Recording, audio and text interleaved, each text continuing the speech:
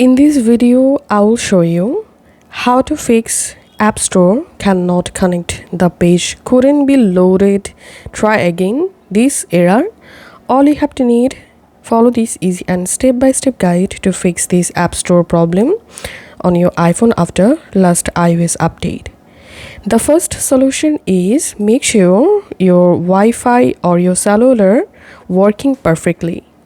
To do that, you can open YouTube app and here you can check your internet is working or not.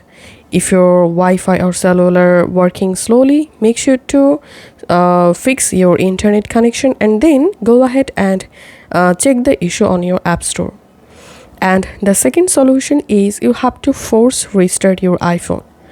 To force restart your iPhone, press volume up button for one time and volume down button one time, and then press and hold the power button until you don't see the Apple logo on your screen. Don't release your finger, and that's how your iPhone will be force restart.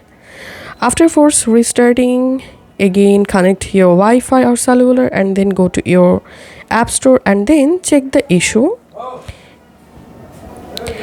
And the next solution is you have to sign out of your Apple ID and then you have to sign back in.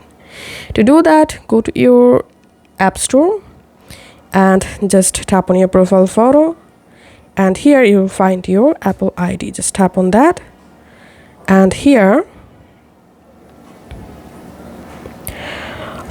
from your Apple App Store, tap on profile photo, and in this page scroll down all the way to the bottom, and here you'll find the sign out option.